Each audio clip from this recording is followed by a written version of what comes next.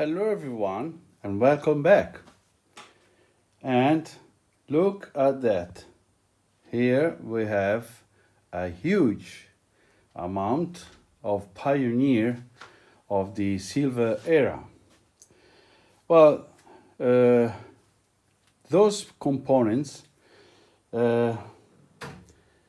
belongs to a person that has tried to make some collection and try to fix those components by himself, and then he suddenly gives up and decided to throw them away. They are well known to be very good components, to be also good in terms of sounds, especially the amplifier over there. It's well known as to be a good amplifier, as well as the tape deck and the tuner as well. So this side is well-known high-end components.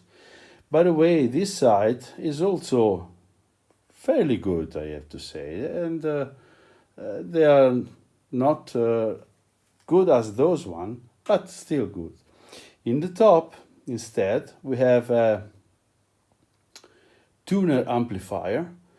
It is the entry level of those kind of tuner amplifier of the era. However, it's a good component, and it's small. And I think that one will be in my lab. So, at this point, we need to decide where to start. Each one of these components fail for some reason. They work to some extent, or they work to some extent. I don't know the condition in this moment of time, since it's very, very long time that those components are not powered on. So we don't know the state of each one.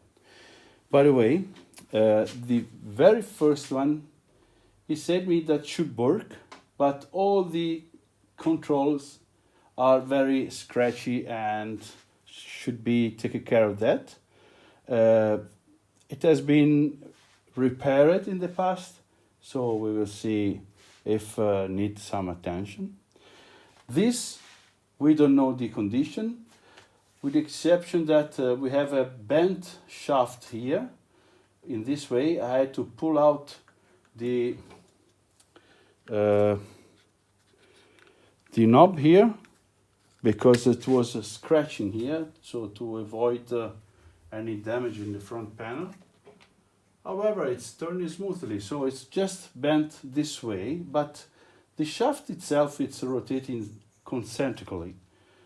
So it seems that the wall support is bent. Same thing for the tape player. We don't know the condition at all. This one, we know that has fried 2 speakers. So I believe that there is some DC output, or maybe some shorted finals transistor, so don't know. We will see. This tuner, it's actually working to some extent. This is what I've been told. However, needs sometimes to bring itself to the usable condition. So I suspect that we have some bad capacitor over there. Tape deck. Well, this tape deck, actually, I found something strange. I'll be back. While I was rocking the tape deck itself, I found it felt out this small plastic clip. It's a C-clip. So we will see. Maybe don't belong to it. This one has been repaired. One channel blown out, has been repaired several times, and has been told that never worked well again. So probably we will have some maybe wrong components or something like that. We also have this Pioneer Sx-450 with the volume control in each channel, and we are not aware about the condition at all. So I think I will start from this one, since I want to add to the lab, and since I believe that it's already working, so maybe I will start exactly from that. Well, as you can see, it's not in good shape. We have rusty in the top cover. Let's flip it around. I will open the component here and see the inside. Here we have a lot of dusty, so I think this rusty is not easy to take care. However, let's try it. Okay, let's do this.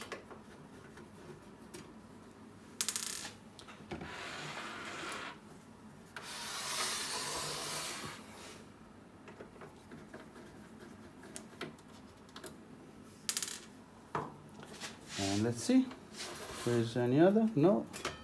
Okay. Look at that. Yeah, not really bad. Not really bad. There is a bit of dusty. Yeah, not only a bit, more than a bit over there. And by the way, I have already seen that those resistor has been replaced. This one,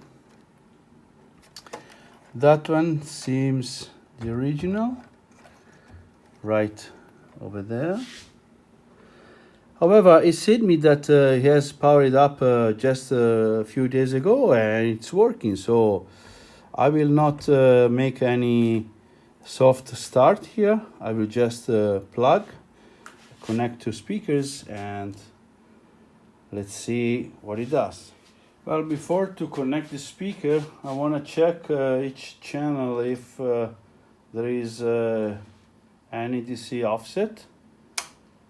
So it powers on, all the lamps glows up. That is fine. I'm reading. Well, it's bouncing about 6 millivolt. Oh, it's not too bad.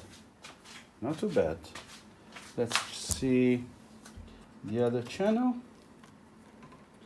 Left channel. We have minus 33 millivolt, which is a bit more. I don't think it will hurt the speaker, by the way. So, and I don't think there is any bias or DC offset regulation in this thing. So let's try to apply some speaker and see if it works. Speakers are connected. Okay. Yeah, very scratchy. FM. It works. Okay. Both channels are working. Okay, here we have mono. Okay.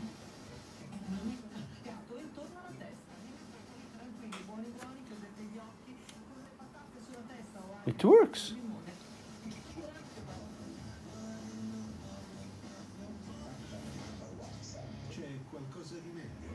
Okay.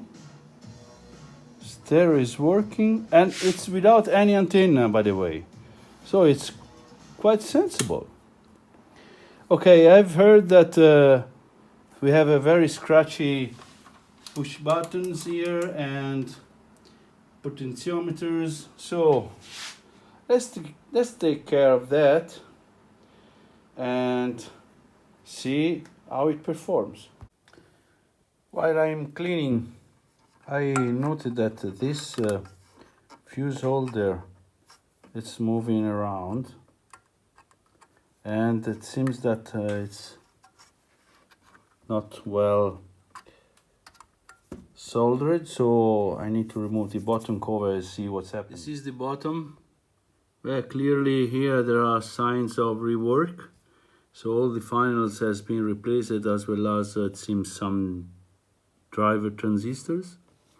And by the way, the fuse holder seems broken, so need to investigate more in depth, and probably I will have to replace it. Well, while I'm cleaning the bottom, removing the flux residues, I've noted a very weak solder joint. This is almost broken, but I have noted another one up here, which is also very weak. So I think I need to inspect the bird with attention and see if there are any other very weak solder joint. Yeah, I see also those two. You can see the circle around the terminal, and when you see that, it's almost broken. So yeah, also this type of maintenance should be done here. And yes, the fuse holder is broken. While I'm cleaning, I have noted that this is very bent, and indeed the slot here is closed, is tapered. So that is a risky task, but I need to straighten it. I've managed to straighten it up a bit, and I don't want to run the risk to break the shaft here, so it's good enough to me. So I will go ahead with the reassembly of the front panel and finish the internal cleaning and yeah, test it. I've also managed to repair the original fuse holder. I don't have any replacement in this moment of time, and it seems good to go. I gave a bit of cleaning around here where a lot of flux were left onto the transistors replacement. Actually, there is a thick layer of varnish, so I really believe that we should not mess with it. I also have reinforced a few weak solder joints. The others appear to be fine. So yeah, let's go ahead with the procedure of cleaning. I also have just noted a very bad rusty point here to be addressed. This is the best I can do here at the rear. There are clearly oxidation signs. I will apply some rusty converter. I will not try to make a repair. I just want stop the oxidation process as it is. I don't want to risk to damage the lettering and so forth. So this is the fuse holder. It's not perfect, but it works. So I can go ahead with the reassembly, and I mean the cover here and the bottom, and then we will make a test. I have just finished the front panel reassembly, and unfortunately I noted just now that the pointer, it's a bit out of position mechanically. Indeed, if I go to the end of the scale, the pointer is finishing the stroke around the middle of the last two signs. But if I go at the beginning, the pointer goes out of the scale. So I think that I need to center the point mechanically first. And then I need to adjust the FM tracking. It's completely out. I know a station that transmits on 98 megahertz, I'm reaching it almost on 97. So I think the FM tracking need to be tuned up. So let's go ahead with the removal again of the front panel and make the mechanical adjustment and the electronic tuning. I was trying to move the pointer and make it sliding on the rope, but it's sort of bonded with paint. So I decided to move to the capacitor gang here, the variable capacitor, and I've just noted that it's moving around. So it seems that we have a problem with this screw instead. So let me fix this if I can. Hopefully the plastic is not broken. And as you can see, it's moving back and forth here and should be very, very steady. Okay, I've managed to center the stroke of the pointer. So now it finished between the last two marks and it starts in the middle of the first two marks. So well centered. And I also have managed to replace the melted foam on the front plate. I'm applying 97 megahertz on 98. I have so strong station that I can't do it on that frequency. And as you can see, it's a bit better. Now it's close to 97, but still out. Let me move the camera a bit. So we are on this point, and also the meter is not doing fine, since when I'm exactly onto the frequency, which is here, the meter is not in the center. So I think there is some problem also on that. So let's start the adjustment procedure. The FM adjustment procedure requires the connection of signal generator set at 90 megahertz with 400 hertz tone at minus 100 dBm, which is right that one, and to connect an AC voltmeter and distortion analyzer or distortion meter to the tape rack output, muting off as is here, and to point at 90 megahertz both here and the signal generator. Well, I'm not hearing nothing. I have a station actually, so the signal coming from the signal generator is not tuned, since the FM tracking is completely out. So I should adjust T3 and find the maximum deflection or indication in the AC meter. So let's try to do that. Okay, since we are requested to tune the transformer over there and to tune the lower core of this transformer, which is right in this hole. So I managed to connect the distortion analyzer that I've recently repaired, and I've picked the um tuning transformer, and as we can see we have a 400 Hertz tone, and I also have centered the needle of the meter.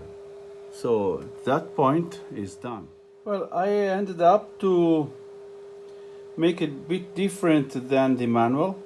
So to adjust the FM signal tracking, I have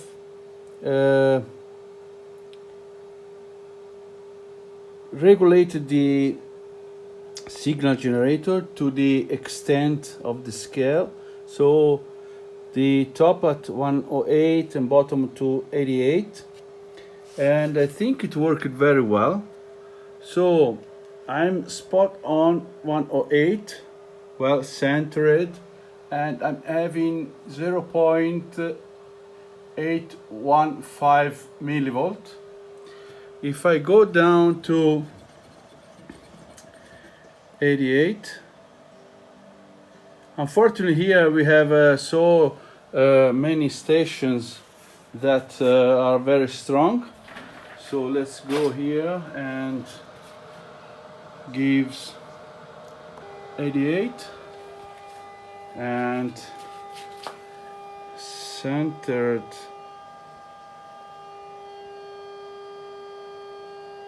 Okay, we are spot on 88.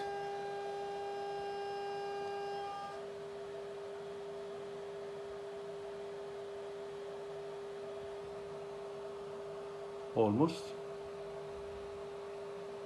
Yeah, spot on. And 820 millivolt. So I think it's fine now. So the tracking is very nice.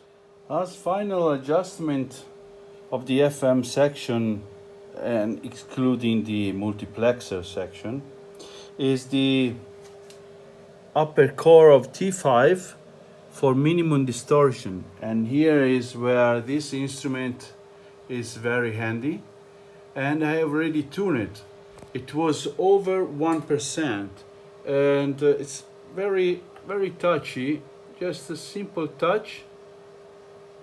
You look at that, very touchy. So I slightly move and it dropped very quickly. So let's say an eighth of a turn.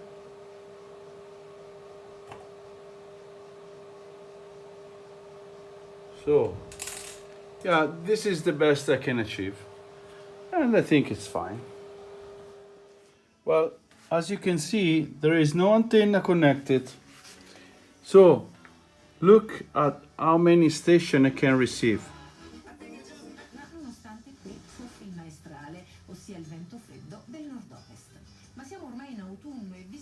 And it's also able to light up a stereo lamp.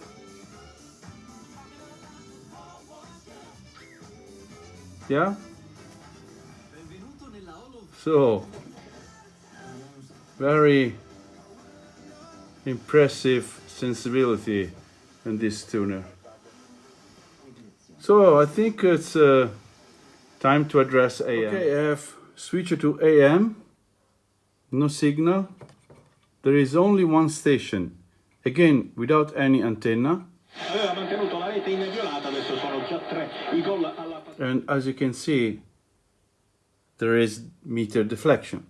So I just want to check the alignment and perform the alignment procedure and see if we can improve a bit. I'm performing the AM adjustment, and all the lighting here seems to affect the receiver. However, I feel a very low sensitivity here, and indeed in the manual it is stated that with 15 microvolt on the external antenna, we should have a signal to noise ratio of 50 dB, and we are not measuring any kind. On FM is spot on, and I now have actually 10 microvolts, but doesn't make any difference. I think there is some problem in the AM section. Well, I think I found something wrong in the AM section. This is the AM IC, and on pin 8, which is right to the input from the input matching transformer here. So from pin 12 on this matching transformer is going down there, here, and through this 150 ohm resistor and this 0.01 capacitor, which is a disk capacitor, is going to the input on pin 8. The pin 8 is right over here. And this is the input, as you can see, but we have only 0.9 volt. Now, if we go on page 34, we have the actual schematic of the IC, and this is pin 8, and it's receiving its voltage through these two resistors, and this line here is going directly to pin 12, which is the VCC, so the supply of this IC. And indeed, all the other voltages are okay. So I believe that there is an internal damages, more than one, and I think must be replaced at this IC if we want to improve the AM sensibility. So let's find out if we can have some lucky and find it somewhere. I have also tried to remove the disk capacitor just in case it might be faulty, and actually it's okay, and removing it doesn't make any change in the voltage measurement on the IC. So I strongly believe that the IC is faulty. However, I will try to make some recapping around it. The capacitor replacement, despite they were a bit leaky, does not make any difference. But then I done this thing. If I move the bar here, it changed the sensitivity. So I start to suspect that I may have some connection problem with the antenna. By the way, as we can see in this schematic, we have 4.9 volt. Let me remove this noise. And it's going to what I have called it matching transformer, right? This transformer actually lives inside here, and indeed the antenna is wired this way. This is a jumper, there is a choke, another jumper, and goes inside the bar. So I have done this test. I have moved my connection from this point antenna to pin 12. Since there is a DC blocking capacitor, I should not have any problem. However, it's right here. I start to believe that the IC is functioning, since there is some sensitivity. Then I came across to another Pioneer. This is the 1250, and if we look at the same IC on pin 8, it's 0.85, which is exactly the voltage that I'm reading on it. So now I am a bit confused. By the way, AM antenna, right? So we can connect AM antenna directly here on pin 28, which in this case is pin 12 on that point, which is exactly the yellow wire over there. So let's move this connection over there,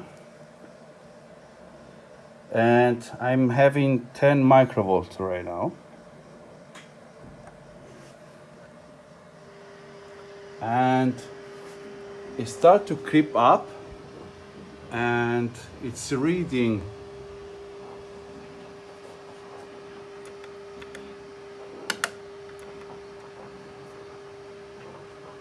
let's see, still not reading, but it seems that at this point we don't have any regulation here. By the way, if I move from this point to the antenna input, there is an enormous difference. So I think there is problem here, and trying to adjust the core here doesn't make any difference. It seems like we have an open. By the way, checking with an ohmmeter is going to ground as it should. There is not short circuit, is a low ohm resistance, but not short. Well, I think that my suspicions were right. I found that this part is not anymore bonded, so this was free to slide back and forth inside the bar, and indeed this is also wrongly bent. Hopefully I can save it. By the way, look at that, 10 microvolt.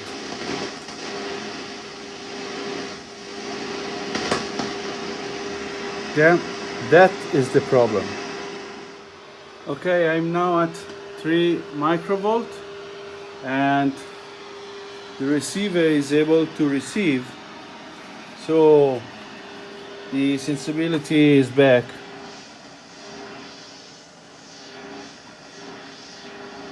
Not super, but good enough. So I think this can be considered repaired. By the way, I can't achieve the signal to noise ratio, but I'm not sure that my setup is as it should, so